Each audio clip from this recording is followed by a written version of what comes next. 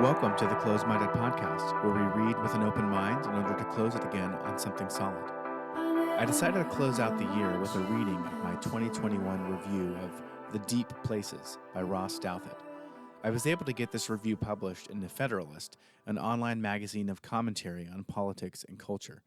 Every word of this review holds up, and in fact, I would argue is even more relevant today, as controversy intensifies about the jabs, the trustworthiness of so-called public health, and the corruption of mainstream medicine. Yet, as I explain in the review, there are other valuable reasons to read this book also, whether you're a chronic sufferer of pain yourself or you know someone who suffers under it. I hope you enjoy it.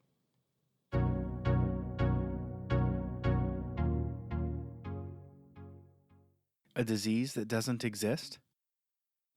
Thousands of Americans suffer chronically from Lyme disease, a mysterious tick-borne illness that has surged in pockets of the United States since the 1970s.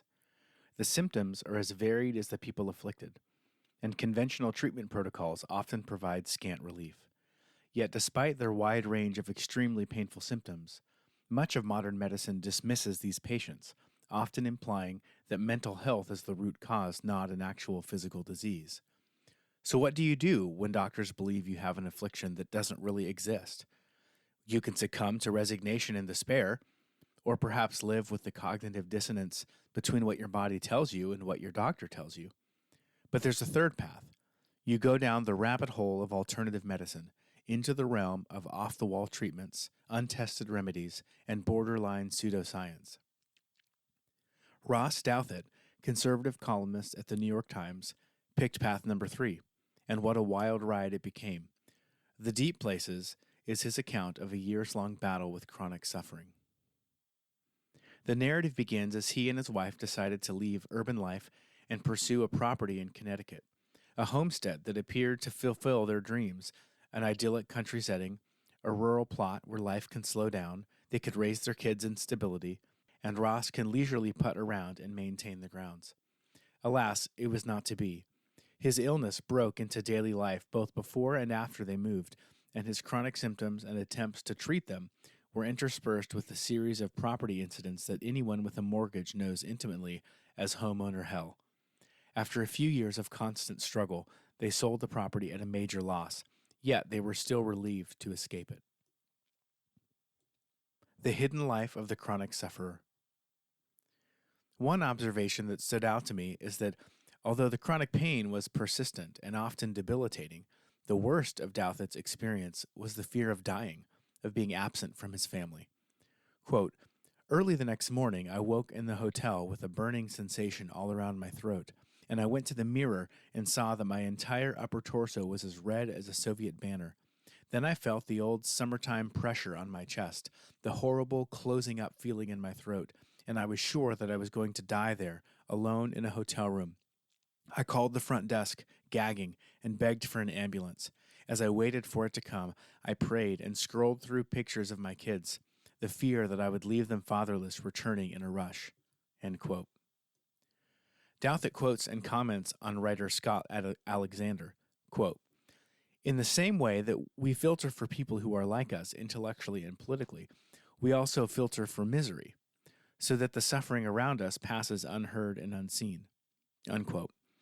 As someone who has never dealt with chronic pain, getting into Douthat's head was a truly eye-opening experience.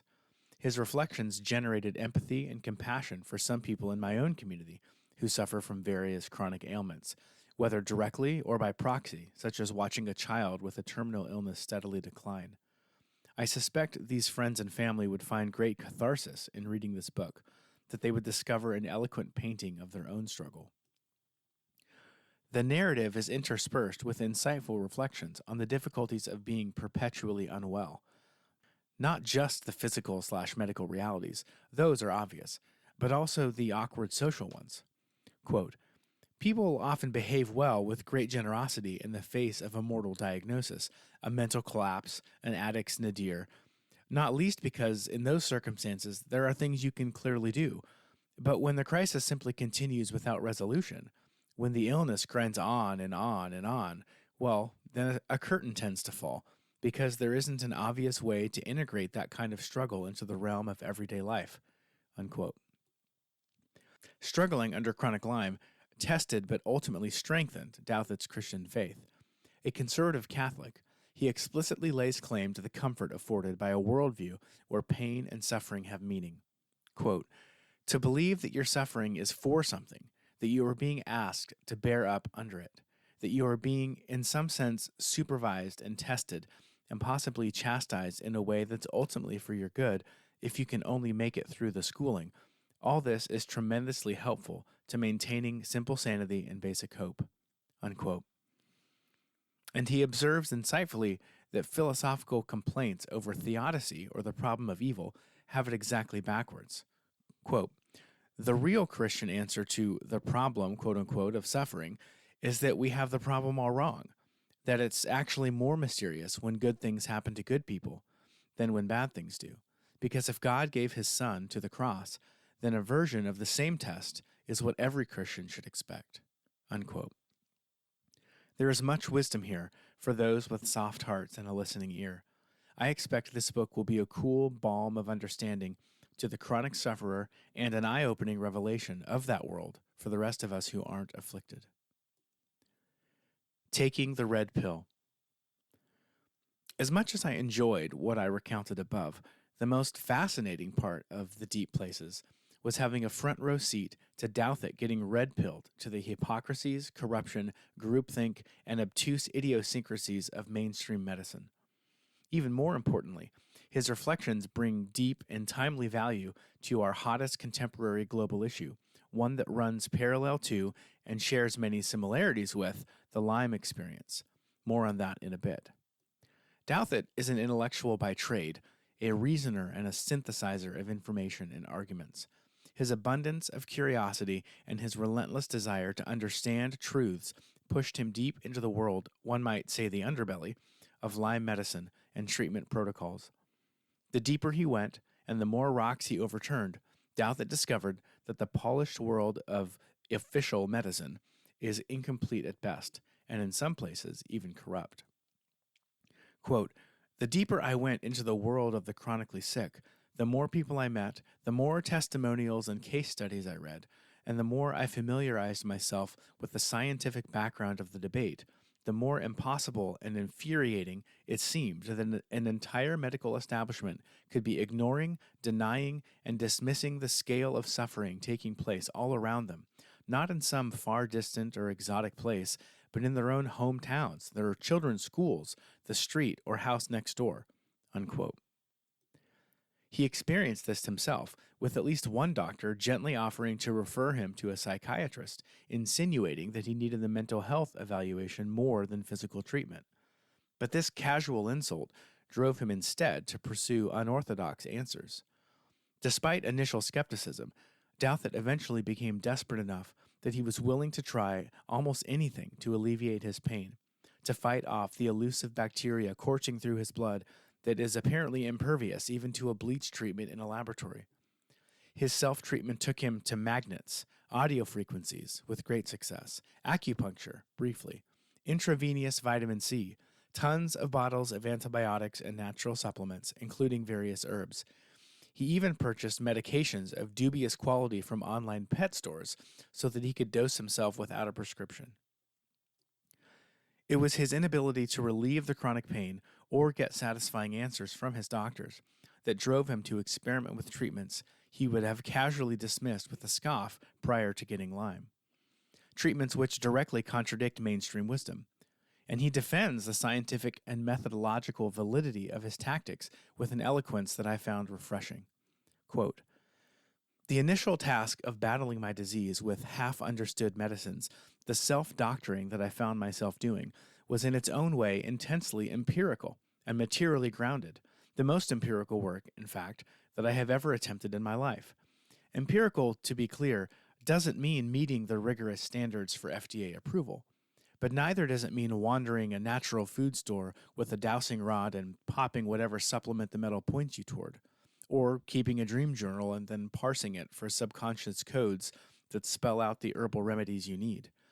Nobody who experiments on medicine's frontiers has to sally forth at random.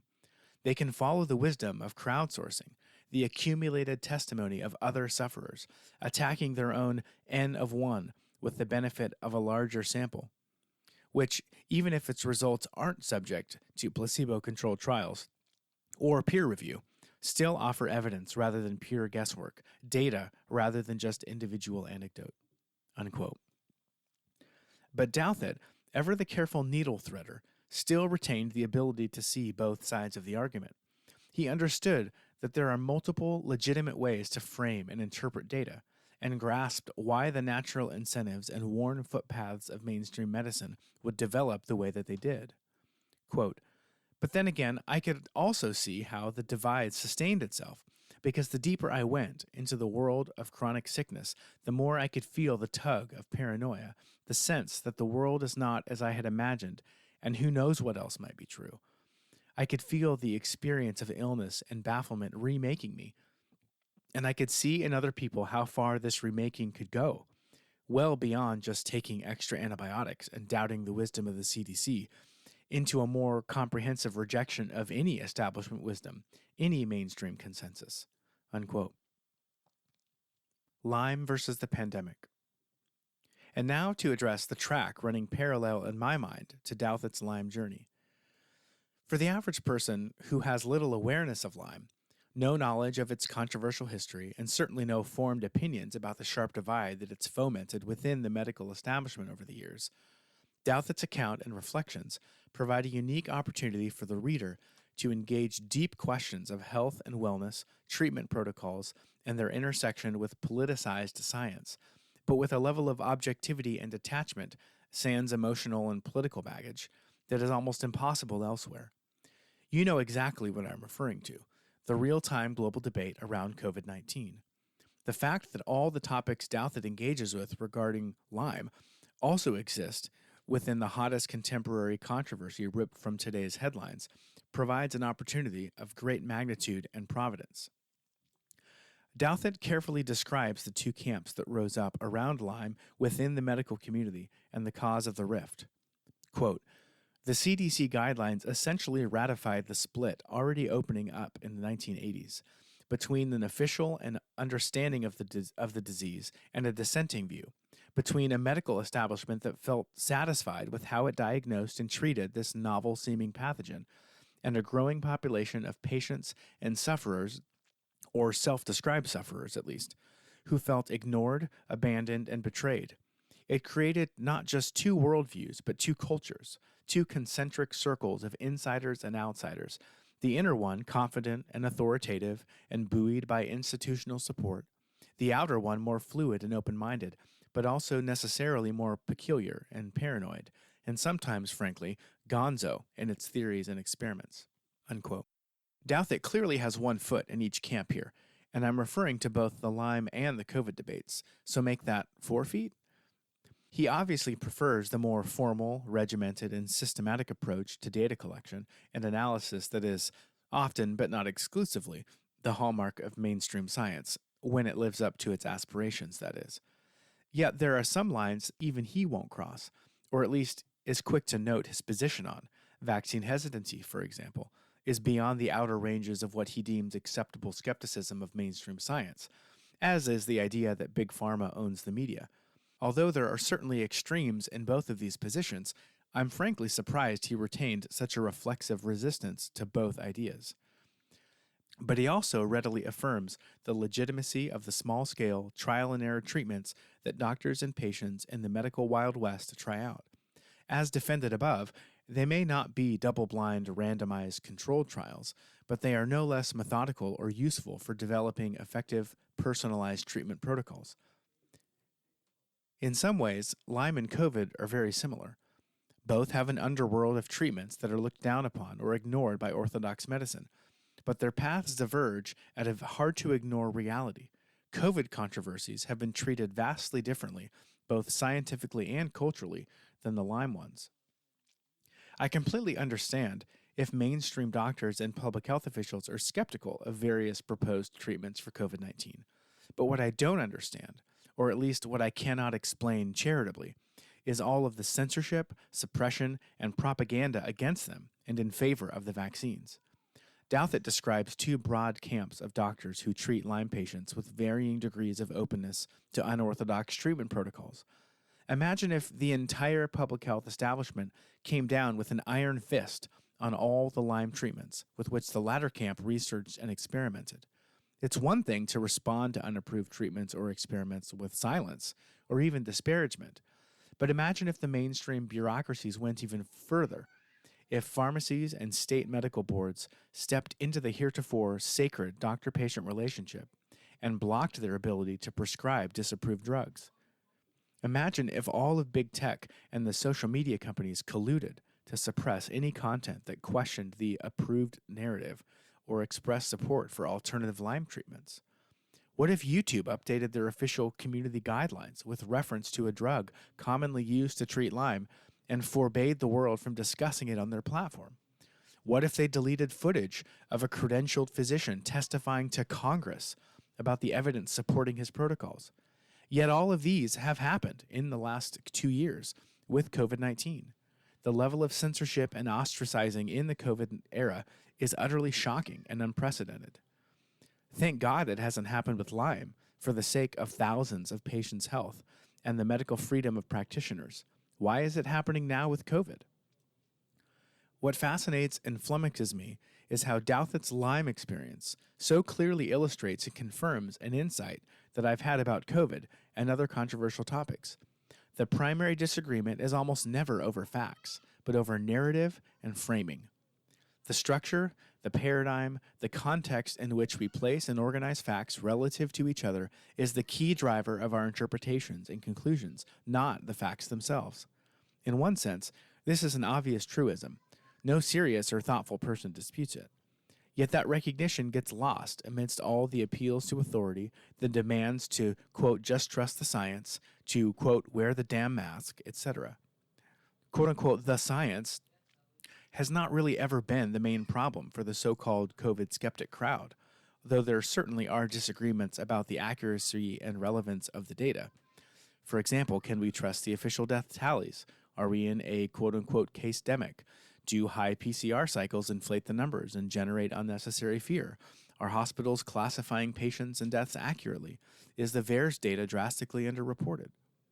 For those who distrust the CDC, NIH, WHO, and the amalgamated miasmic sludge of advocacy from corporate journalism, doctors, local public health officials, politicians, big tech, and big social, the most offensive element of their output is not the outright lies, the deceptive nature of their unified propaganda about the science, but that which is entirely missing from the public discussion, namely, the obvious profit incentives in play by the pharmaceutical companies, combined with the liability protection provided by the state, the myriad other costs to our pandemic response that are economic, psychological, educational, medical but not COVID-related, and social, and the dedicated fingers in the ears refusal to acknowledge that official guidance seems to shift every 5 minutes. Oceania has always been at war with East Asia. Did he find relief? Was Douthat's descent into the medical underworld successful? Did he cure his Lyme disease and beat back the chronic pain? You'll have to read it to find out, and read it you should. If you suffer yourself and need an eloquent reflection to put words to your afflictions, or if you are a blessedly healthy person who could benefit from a more empathetic understanding of your fellow man, this book is worth a read. If you tend to believe the claims of unorthodox medicines and wonder if a highly educated, wealthy, WASP member of the elite intellectual class could possibly come to share that openness, then read this book. If you are in the tribe that believes whatever the CDC puts in their press releases is the sum total of objective science, you should definitely read this book, although the struggle to shed your preconceived notions may be painful. The good news is that, hopefully, it won't be a chronic pain, but rather a short-term cleansing one.